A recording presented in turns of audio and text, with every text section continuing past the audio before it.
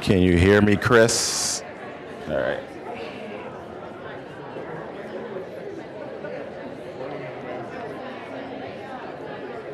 Hey, man.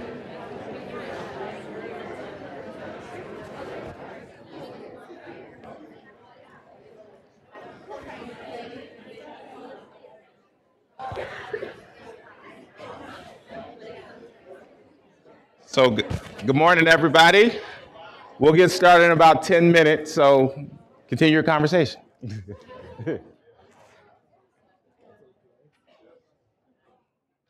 Hey, how are you? Fine, how are you? All right.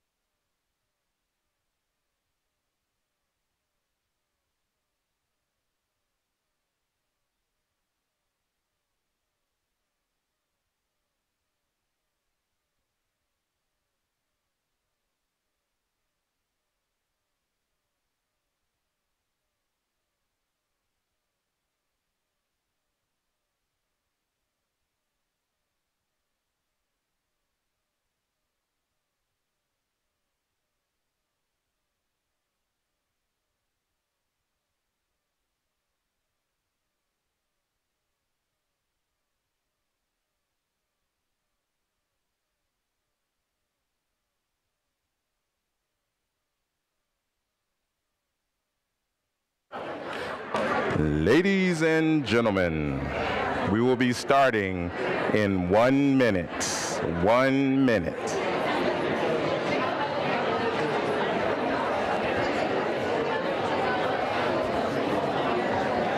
David, can you hear me? David? Chris? I'm still good? Okay. Hey, how are you? I haven't seen you in a while. I know you went to the poverty simulation the other day, but I wasn't there. So.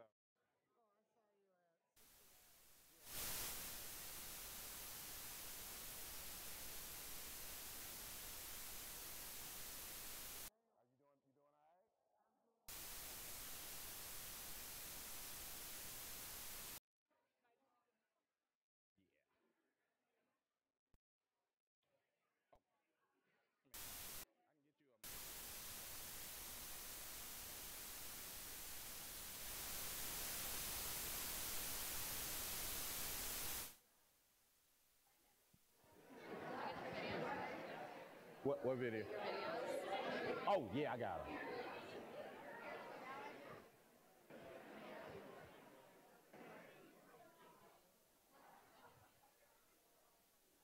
All right.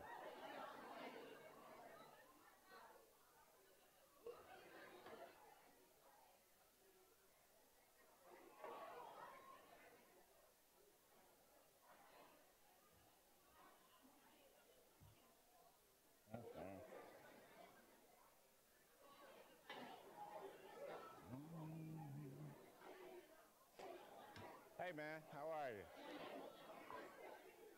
Like 130 people last night.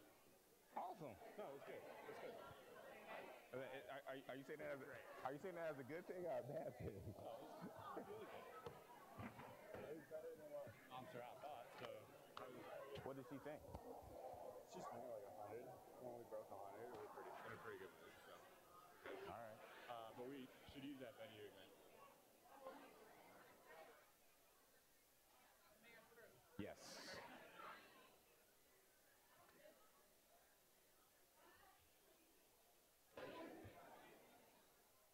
All right. Do this like a class. You can hear me? Clap once. Wow, what's happening? Can't hear it all. Oh man, I gotta do it again. All right. Microphone check. 1 2 1 2. We at DMU. I thought you knew. All right. That's about as good as I get on. All right, we are going to get started. We're going to open up first with Mayor County. There is a change to the schedule. So you'll see 2 people that aren't on the program, then me.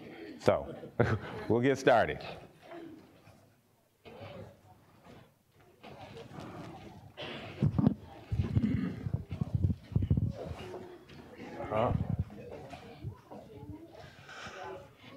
Good morning, everybody. Good morning. Wow, good response. Thank you. It's great to see such a turnout today. Here we are finally moving into spring. And to think that rather than out cleaning up our yards, everybody in this room is here thinking about not only today, but the next 10 years, the next 5 to 7 generations of people in Des Moines, and how do we all work together to try to improve everybody's station in life, to give everybody a chance, regardless of race, regardless of color of their skin, regardless of their religion, regardless of their sexual orientation, regardless of anything and everything and age. It's time that we all work together to work for the best for every single person and give everybody the same chances. And it's all of us together that can make this happen. And so I want to thank our Des Moines Human and Civil Rights, and this is, I believe, Joshua, our 33rd annual. Year.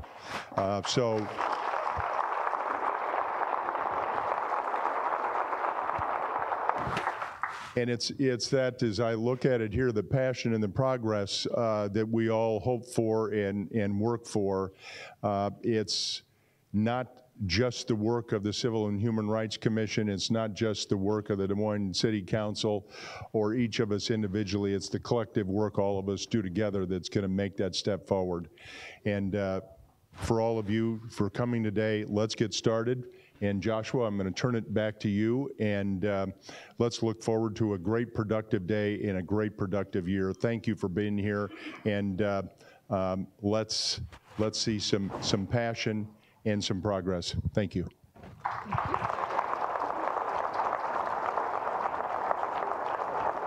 Hey everybody, my name is Emily Shields and I'm the Vice Chair of the Civil and Human Rights Commission. It's our 33rd, it's my third symposium, and every year I'm so impressed with how many people we get to turn out on a Wednesday in the middle of spring break. I know there's a lot of other things you could be doing today, so I thank you for being here, for taking the time to be with us and thinking about taking all the great passion I know you have and continuing to make progress with it. Want to thank a couple of people. First, Des Moines University for always being our gracious host. It's a wonderful place to have this event.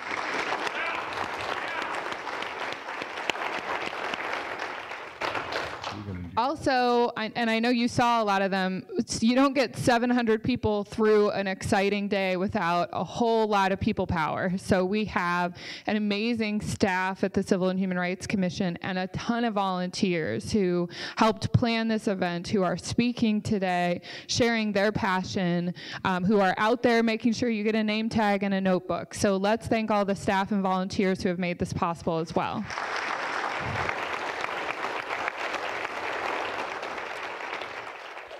I just want to say briefly that it's been a really exciting year for the Civil and Human Rights Commission, and I know that a lot of you have been involved in this. We've actually spent about the last 2 years engaging the community in dialogue and conversation around issues including safety and justice, refugee and immigrant communities, LGBT communities. And just last month, all of those dialogues culminated in us producing recommendations called Bridging the Gap. We had a joint meeting with the City Council. We shared these recommendations. You can find these out on the tables if you haven't seen them yet, or look for me or one of the staff and we can make sure to get you one. We presented those recommendations and we're really excited for everything we plan to work on, including quality, affordable, and stable housing, economic stability and making sure everyone has a ladder up, our city programs and workforce demographics, and ongoing mandatory training for all city staff to make sure they're prepared for the Des Moines today and in the future. We are just getting started with getting those recommendations adopted by the city, so we need you. The City Council meets Monday, this coming Monday, to talk about some of this stuff. And it would be awesome if we had 700 people there wanting to see these recommendations happen, right?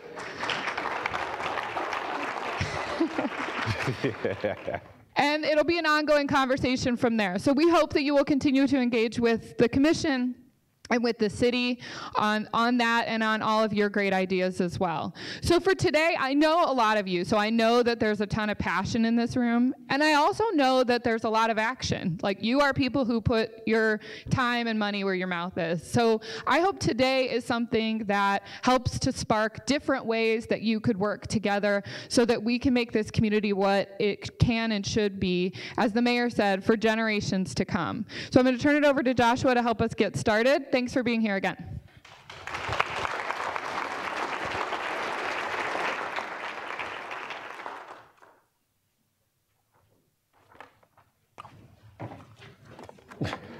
Good morning, good morning, good morning. On behalf of the Des Moines Civil and Human Rights Department, I want to officially say welcome to the 33rd Annual Civil and Human Rights Symposium, this year entitled Move Passion to Progress.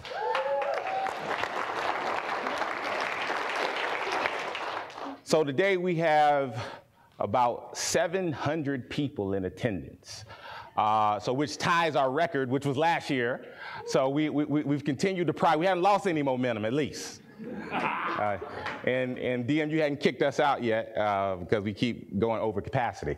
But one of the things that I really want to focus on with this 700 And anything y'all need to know about me, I'm actually professionally extroverted, but personally introverted, meaning I like people when I'm working, but then after work, I don't like people. You can ask my wife. Books are my best friend. But in this, anything that I've done during my time here in Des Moines, which has been about 3.5, going on 4 years in October, anything I've done has always had a pinch of personal in it. Everything I've done. Anything I've ever done, if I can't put myself into it, I don't do it. And this symposium definitely has a personal pinch. So I'm gonna give y'all a little story about why we entitled this Move Passion to Progress. Now I have some notes, but I like to wing it sometimes, and I'm winging it. There you go. So anybody who knows my origin story about how I got to Des Moines knows that they offered me the job and I turned it down. I said, no, I don't want it. My roots, although they are from Africa, I came by boat, not by plane, to South Carolina. And so you don't know that's slavery ancestors. Huh? What does that mean? All right. So I told them no. Why? Because when I first came here, the first interview, they showed me all these beautiful buildings. Laura Graham gave me a great tour and showed me all these nice things about why Des Moines is so great. And once again, if you don't know anything about civil and human rights work, it's honorable, but it's not glamorous. Meaning that you don't do it for the glory, you do it for people. That's where the honor comes from, in serving others. And so I told them no. And I thought I would never hear from them again, because they put this great pitch in. I was like, I ain't calling you back. So then Amelia calls me, Amelia Morris, the former Chief Public Information Officer, calls me and said, why did you turn this job down? And obviously it talked to the city manager because she's pulling out data. She's like, you're gonna be making about 45% more than you make at your present job as a civil rights attorney for the state of South Carolina. Why the heck would you turn this down? And I said, I'm a change agent. And y'all didn't show me nothing that needed to be changed. And so I said, I'm from South Carolina. We got problems here. I'm not gonna leave home to go somewhere that's nice. And so she and then the city manager jumped on the phone and said, well, we got problems here. Come on back, come on back. And so over a weekend, they flew me back in a plane while I was in the middle of a court case for the state. And I jumped on a plane, and the city manager, are you going to really consider this? And I said, yes, I really consider. And I jumped on the plane. And the second time, they gave me a completely different tour.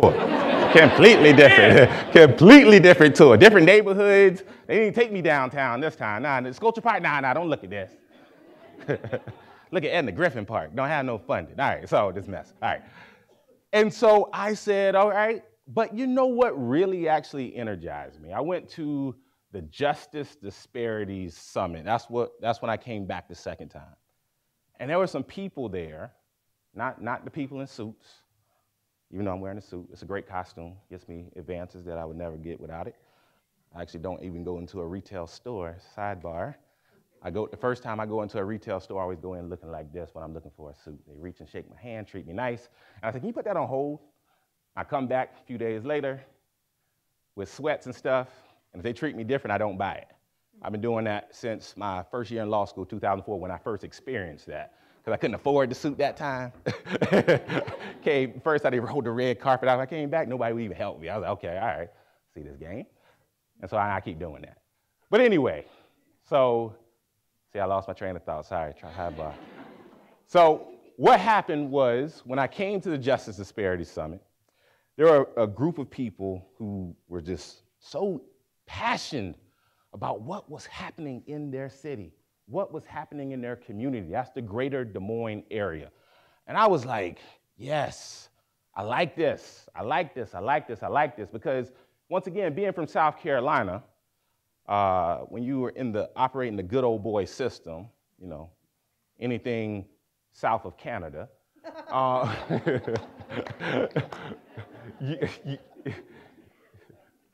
you essentially, especially if you look like me, You keep your head down. That's actually something that they teach you in order to advance. You keep your head down. Hey, boy, you a civil rights attorney for the state of South Carolina? Boy, all you need now is a marriage and a house. You good. You set. I was like, no, I actually want to make change. Oh, no, don't cause no problems. And so it was a little disheartening as I started to do the work that there were so many people who were just satisfied with position, but not actually satisfied with progress. What progress were we actually making? And so when I came here, I ran into a group of people who were very passionate about their community.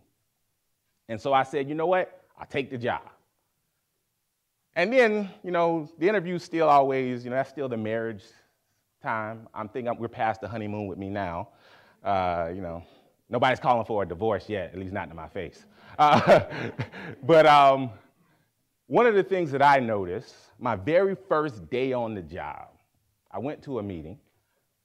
And I never got my orientation, HR. I went to a first meeting as soon as I started. And when I was at the meeting, once again, a group of passionate people, but then I heard something that, gets that trigger, like, ding, you ever dating a girl and she says something crazy? Whoa, that don't sound right. Or a guy, sorry, it don't matter. Speaking from my experience. But somebody said at the meeting, man, we've been talking to you about this for 10 years. I said, 10 years?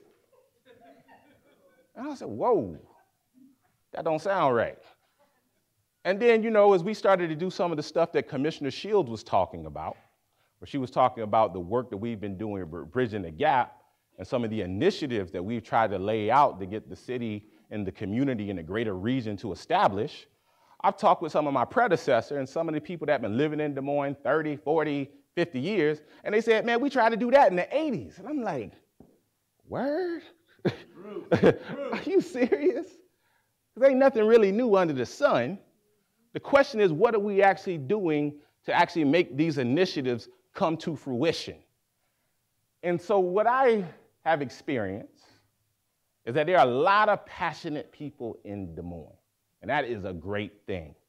But once again, how do we get us moving towards progress, whatever progress is?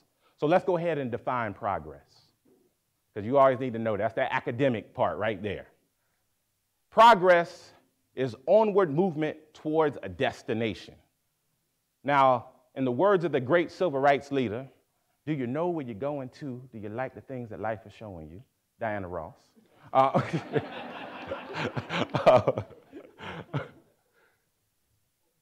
Where are we going? Where are we trying to get to? And that's what we need to focus on today, progress. What is progress for Des Moines?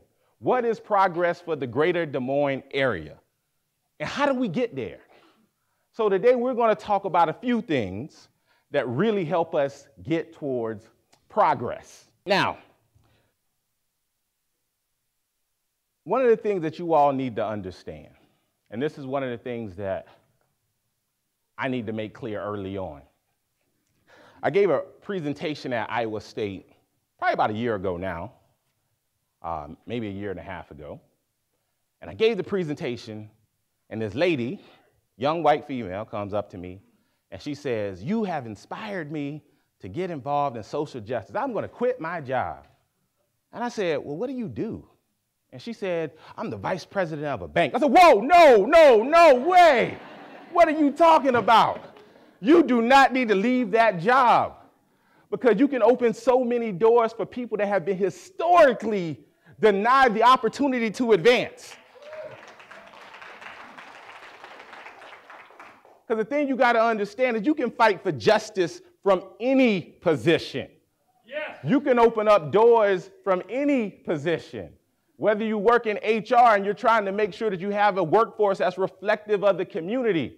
Whether you work at a bank and you're trying to ensure that the neighborhood and the community that you're in are thriving. Whether you're a lawyer, when you take this vow to stand up for justice, but when you get into the legal field, they trying to get you to focus on pockets and paychecks.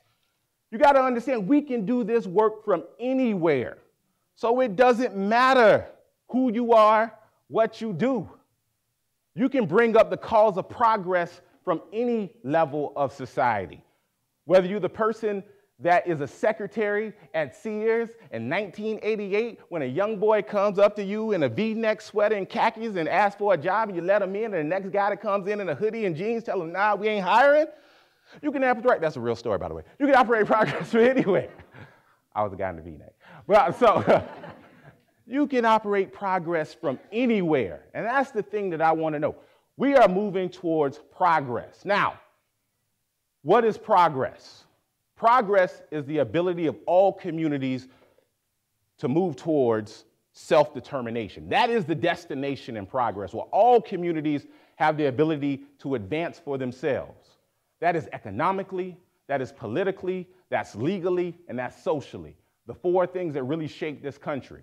Because if you don't know, Martin Luther King, 1968, died April 4th, 1968. He died trying to put together a poor people's campaign. Yes! These people working on a new poor people's campaign, by the way. All right. Now, why did he switch towards that? Because originally, his focus was civil rights. Try to pretend I didn't hit the couch. Now, 1964, you get the Civil Rights Act, 1964, which says you cannot discriminate based on race, color, creed, religion, sex, sexual orientation, etc. Then you get the Voting Rights Act of 1965. But then King started to realize something. This country was founded on economics, and that means resources, land, and gold. Taking away land from people who already lived here and utilizing that for themselves. This country was founded on economics. So it doesn't matter if I can eat at the same lunch table as a white person if I can't afford the meal. So he realized he had to switch the game. Now, he didn't just switch it for black people. And I had a conversation with legal the other day. We were talking about passing laws and how laws should be applied. I said they have to be applied broadly. Because if we wanted to be specific, the Civil Rights Act would only apply to one group of people. But it doesn't, because we saw the bigger picture, that if one group is held back, all groups are held back. Because here's the thing, we can't progress as long as you're trying to hold somebody down. Because while I'm holding you down, you stay down in it. And that's why South Carolina, once again, going back to my home state, which I like, I don't love it. Family's there, my nieces are there. One of the reasons why the salaries are so low, even when you're a civil and human rights attorney for the state, is we can't pay this group more money because then they would advance. Therefore, everybody's poor. You too. You got to look like everybody's poor. Now, here's the thing about progress. King recognized that we had to switch from just decency, and if you look in this book, Where Do We Go From Here? Chaos Our Community, written in 1966. Great book, by the way. 85% of it still relevant to today's cause. He recognized that there were two phases to the movement. The first one was a phase of decency. Can we treat these people as the human beings that they are? And that didn't just apply to black people. That applies to people in the movement today, whether it's LGBT or whether it's undocumented, whatever. It doesn't matter. Can we treat these people as human beings? Then the second part of that movement is, can we help them advance and move up the socioeconomic ladder? And so he switched it and went to the Poor People's Campaign. And he didn't just do it for blacks, he did it for Mexicans, he did it for Puerto Ricans, and I'm saying the ones, traditional phase now is Latino, but this is what he was saying back in the day. He did it for every group, even poor whites in the Appalachian areas, because he saw that the only way we could truly progress is if we all progress together. Now, in this work, there are going to be people who put up barriers in your way that really try to hinder the movement. But those people always exist. We still got to get moving. Because when 75% of the students in Des Moines public schools are on free or reduced lunch, a sign of poverty, it's time to get moving. And when you have crime in the greater Des Moines area, the highest it's been over the past 5 years, it's a trend that's been escalating, it's time to get moving. Because once again, most crimes are crimes of opportunity. Meaning that because the opportunity presents itself, because I'm lacking something, I'm going to jump on that. It's time to get moving. When you have an unemployment rate at about 3%, but when you look at Latino and African-American communities, it's up in the teens. It's time to get moving. So today we're about moving passion to progress. And we really focused on, we're moving in tracks. So first of all, we have the starting line. Where are we starting from? Because if you don't know yourself, you can never help someone else. Truly believe that. Another great civil rights leader said, learning to love yourself is the greatest love of all. Whitney Houston. See, that's all right. Yeah. All right. First, you want to start where are we at? The starting line. Now, second, once you know where you're starting from, you got to figure out where we're trying to go. What is there? But here's the thing you need to understand about there. There is a moving target. Once you get there, you got to keep moving in this marathon called life, because progress is a marathon, in case you didn't know it. It's not a race. We get there. Woo, we done. A lot of y'all did that in 2008. We done. All right. Catch my drift. All right. So, but once you know where you're trying to go, you got to also watch out for the hurdles. Step 3, start preparing the distance and watching out for hurdles. Because in life, when you think you're doing good, all of a sudden you have somebody on your team to try to trip you up. Whoop, whoop, my bad. That's a hurdle. In life, you think you got this great idea that you try to initiate into the community, and then you have people who are on the other side saying, nope, that won't happen. How do we navigate these hurdles that prevent us from advancing as we should? Whether it's people on your team or whether it's people on the other team trying to stop you from advancing. And once you do that, once you know where you're coming from, know where you're trying to go, and understanding the hurdles, the next thing you need to understand is, how do we pass the baton? And that's a huge thing that technically isn't my session, but I got to talk about it.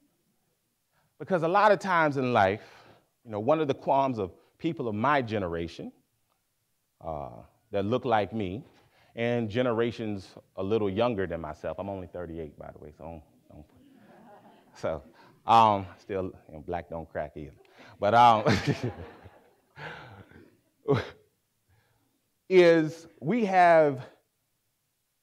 tell a quick story. My grandmother, both of my grandmothers are the greatest cooks I ever knew till I met my current significant other. Yeah, her food is good. And we met at a restaurant, by the way, her restaurant. But when my grandmothers passed, it was a very hard time for me. But it's even harder now because there was so much wealth that they had inside of them that I don't think I got it all.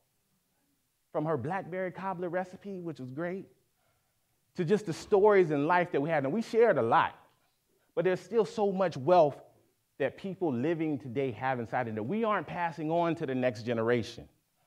And a lot of people of my generation have qualms because the generation before me, the generation that actually benefited from the initial beneficiaries of the civil rights movement, we feel like they got the ladder and pulled it up. All right, we figured it out. Y'all figured it out. Now y'all figure out how to do it. All right, yeah, good luck. We got to figure out how to pass the baton. Because once again, one of the things you have to understand about the Civil War is the Civil War, they say Lincoln freed the slaves, but let's be clear, Lincoln never picked up a gun. And the Civil War actually, they didn't have no sign in sight of it actually ending until they actually let the black Americans pick up guns. Because at first they were scared. Oh, we don't think we should do this. This is not a black man's war. But once they gave them the gun, the war ended in 9 months. Let's be clear about that. But all those people who escaped, ran up north and gained for freedom, they didn't actually have to sign up for the war because technically they were what? Free. But what did they choose? They choose to do something bigger and better than themselves, to recognize there are other people behind them that also needed to be free. People like Henry Boyd, who made the bed, designed the beds that you all sleep in. He freed himself. And then he went back, made money as a carpenter, and freed all his brothers and sisters and his wife because they knew that it was bigger than self. So when we were talking about passing the baton, we're talking about fighting for a cause greater than you. And a lot of times today, and I'm not talking about any person, any organization in particular, is everybody's talking about, well, hey man, we need to get activated. We need to get working on this. Well, who name going on top? Who getting the funding? We got to get past that if the goal is greater than yourself. And so today we're going to talk about what it means to pass the baton. Because see, even the thing is, when you pass the baton, if you ever played track, which I never did, I just watched it on TV. When you pass the baton, does the person immediately stop? No, they keep running with the person. And they actually say some encouraging words behind the person. And then when you reach the finish line, guess who's at the finish line? the teammate you pass the baton to. So figuratively, we can use that the same way. When you're passing the baton, your time ain't up yet. You're still helping that person carry the fight, move it forward. And even when you're going away, you can look down at your mentor and say, you know, I helped that person do that. And that helped the community advance. So we're talking today about what progress really is. Knowing where you are, knowing where you're trying to go, preparing for the hurdles, and also preparing to pass the baton to the next generation. So is everybody fired up?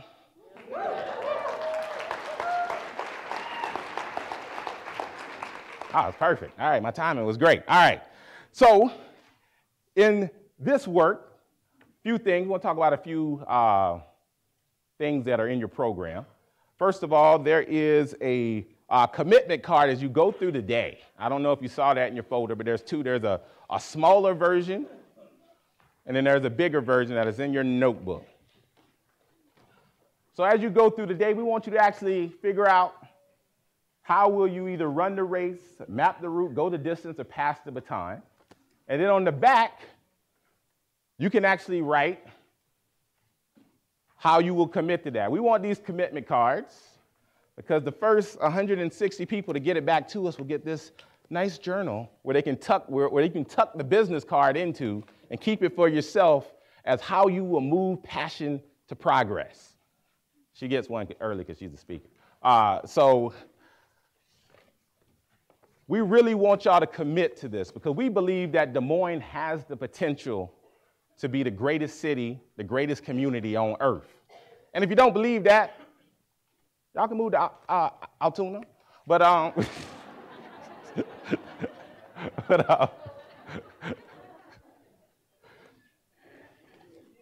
because there's more good to accomplish than one person ever could alone. The only way we can do that is together. And so as we depart this area, we want you to be thinking about that through your commitment cards. Now, just a few logistical things, and Emily will fill me in on anything I'm missing. For the Judicial Progress Panel, we have a new person added to that. That is Derek Dean. Derek, raise your hand. Yeah, so he works for the Department of Justice. He'll be on the Judicial Progress Panel.